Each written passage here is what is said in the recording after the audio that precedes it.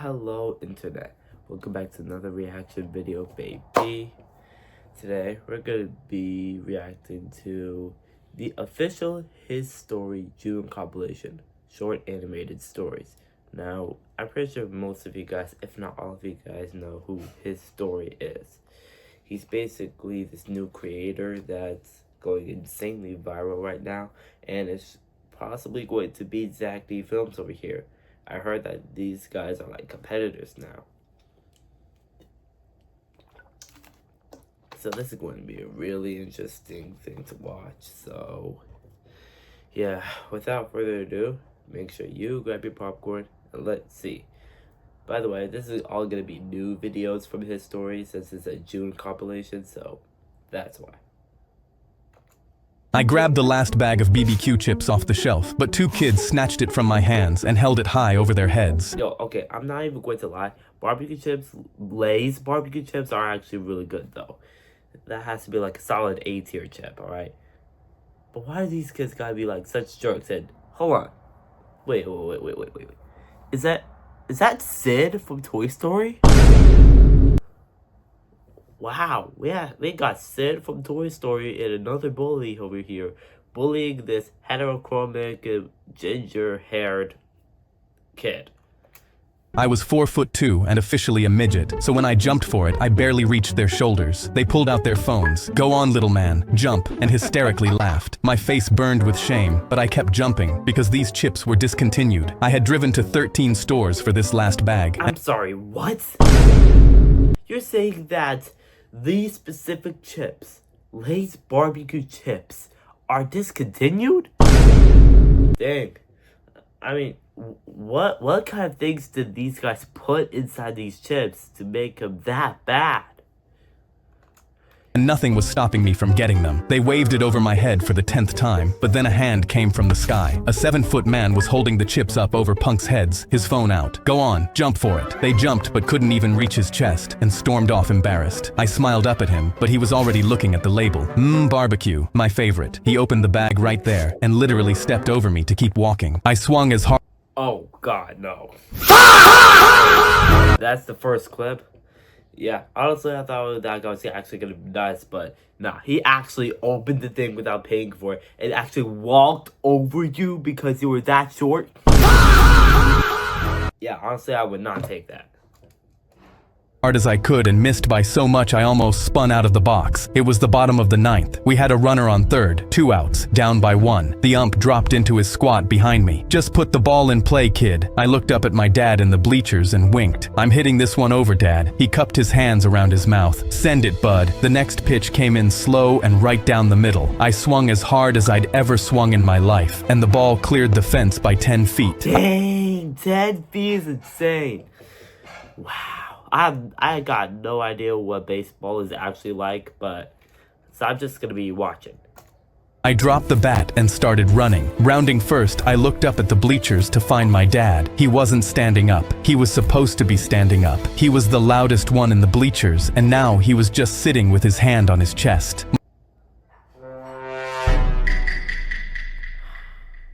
I think I might know what's about to happen, but I'm just going to keep watching the video, just in case if there's something that there's a different reason.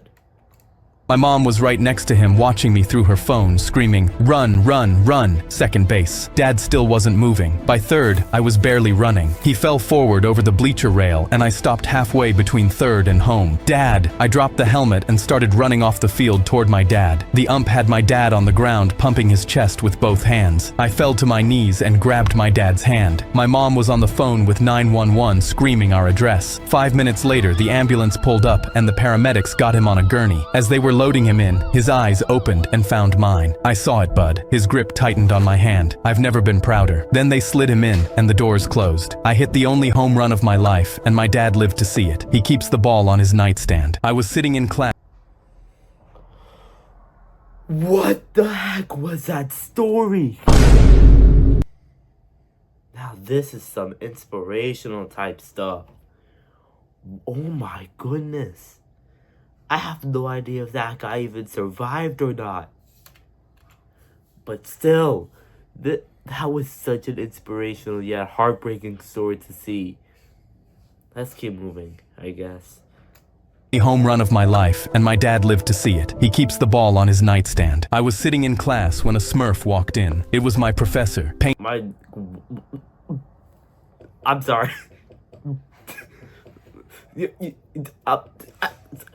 Your professor is a Smurf? I'm at a loss for words right now. What? A Smurf? What?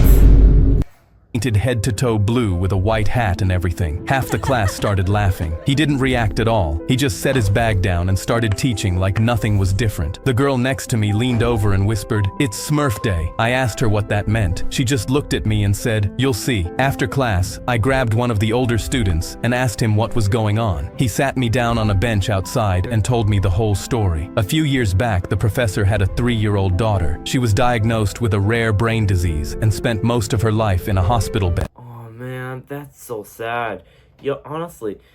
I honestly feel so bad for children that have to spend their entire childhoods inside hospitals just because they have a crazy disease. It's such a heartbreaking thing to go through. It has to be even more heartbreaking for the parents as well, because not only they have to watch their child being treated in the hospital instead of like playing outside. The hospital bills as well, it would be a nightmare if this is in America. I mean, thankfully, unless if you guys are a different country, I guess, then it would be better since you guys got free healthcare. But because Donald Trump is still alive, we're currently going through some actual hell right now, especially after the World Cup has ended. So, ouch. The Smurfs was her favorite show. Every night after his last class, he'd drive straight to the hospital and sit in the chair next to her bed and watch it with her. She'd rest her head on his arm, and they'd watch every episode together until she fell asleep. He was a single dad. He couldn't stop teaching because that's how he paid for her treatment. So every morning, he'd leave her in that hospital room and walk into a classroom and pretend he was fine. He'd come in with red eyes, and nobody said a word. Eventually, some of his students found out what was happening and put together enough money for him to take time off. He got to spend her last few weeks with her because of them. She passed away 3 days after his last class. Every year on her birthday, he walks into class painted blue from head to toe. He never explains it. He never talks about it. He just teaches the whole lecture looking like a Smurf because it was the last thing that made her smile. No, this...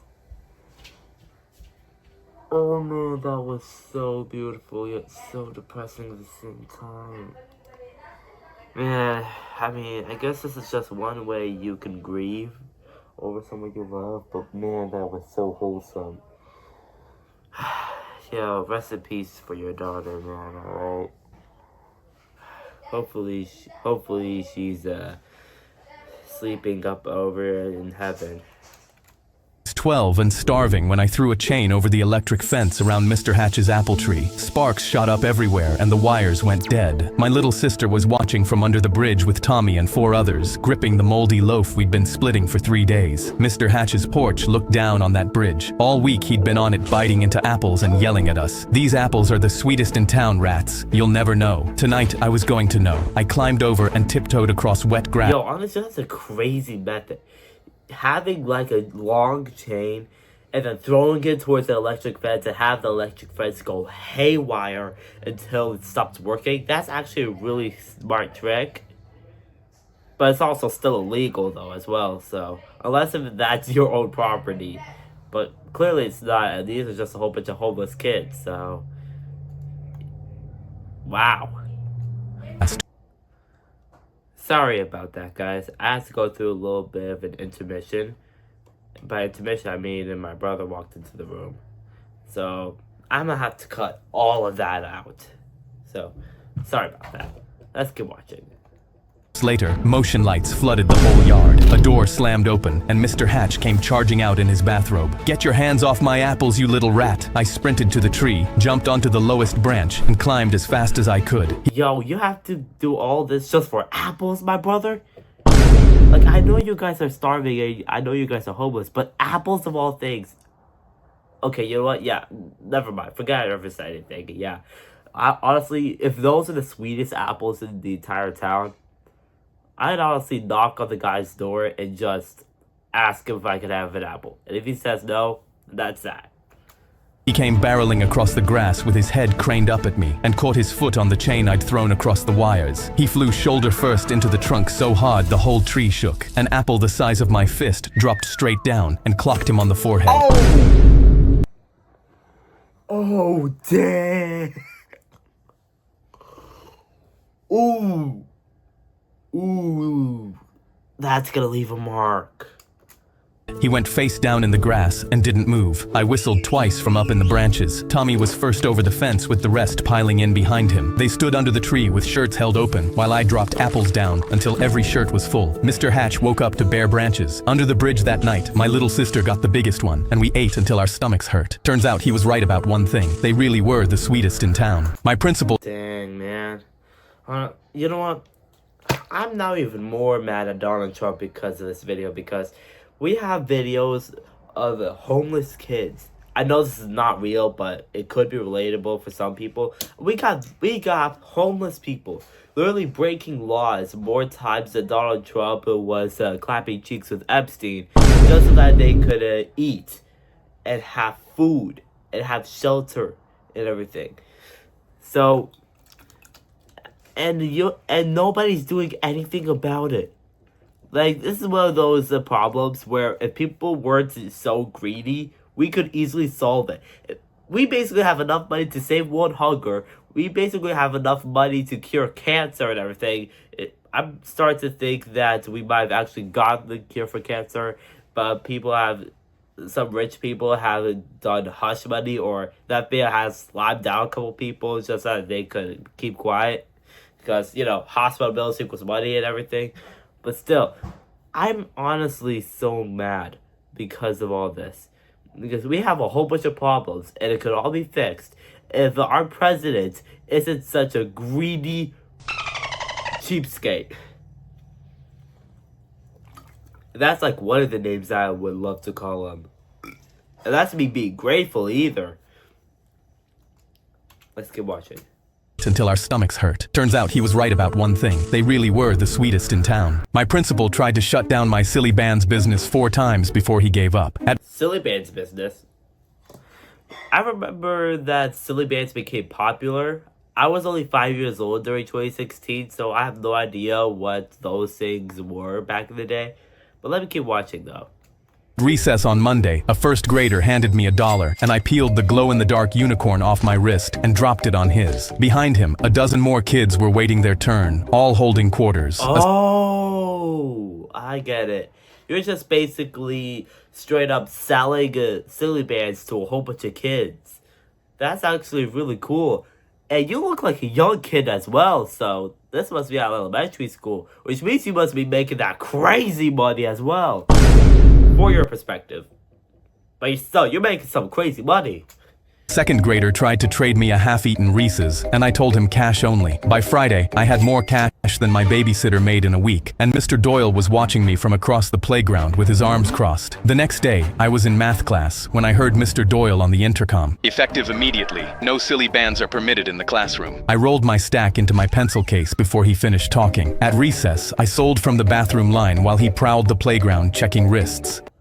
So, that's actually a really good way of doing this. Going to the bathroom and doing your business. Because it's elementary school, nobody would assume otherwise. But yeah, now I'm 100% sure this is not in America, because we got kids in elementary bathrooms. In fact, let me tell you a story, okay? Back when I was at school, I was at my social studies classroom and everything. And my social studies teacher, usually at the start of his class, he would show us a whole bunch of news reports and just talk about the news reports, and then we would get on with our lesson and everything. He was one of those chill teachers like that. But anyway, one of the news reports, I'm not even joking when I say this. I live in Georgia, by the way, so that's some context, in Atlanta.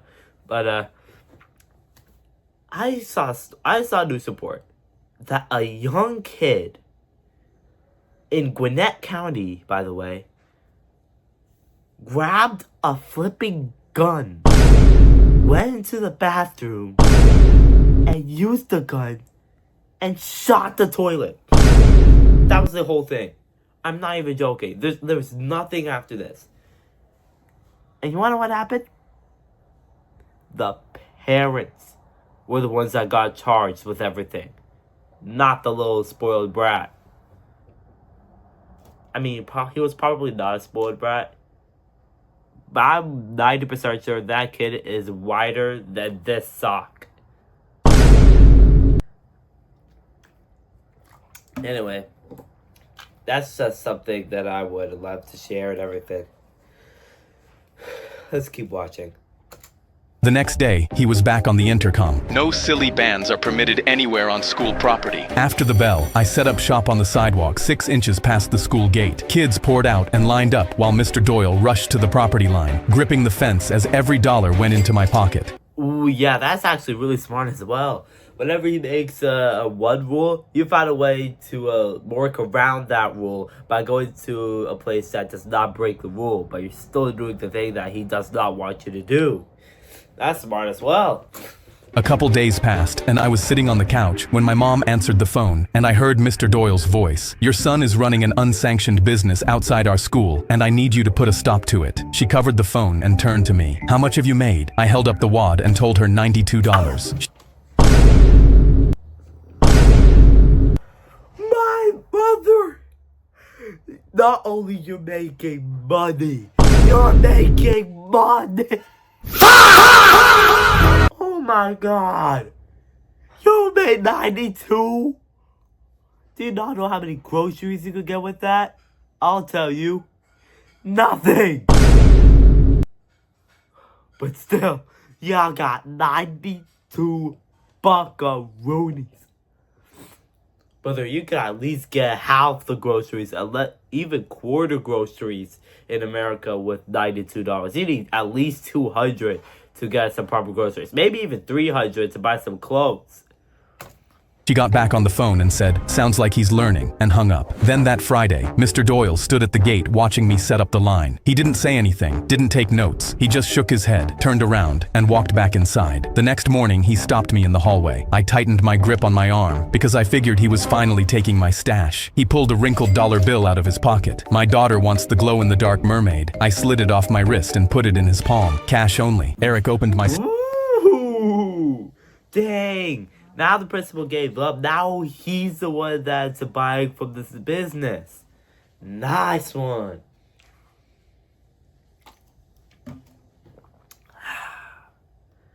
Okay, guys. That's going to be the end of the video for now. I'm just going to like the video over here. Everybody should go subscribe to his story. In fact, you know what? Look, I already liked the video. Look at this. I'm subscribing. And all notifications. Everybody should go do that to his story over here. And thank you so much for watching this video. If you made it to the end of this video, please consider subscribing and turning on the notification bell just like I did with his story so you'll never miss another video of mine. And please comment down below so I'll know what other videos you want me to do. Okay? Here is my full reaction video playlist. This is his story. He and his massive team did all the hard work over here. I'm definitely going to react to him later. And please subscribe to my channel. I'll see you there. I'll see you here. I'll make sure you guys are watching his story. Peace. Bye.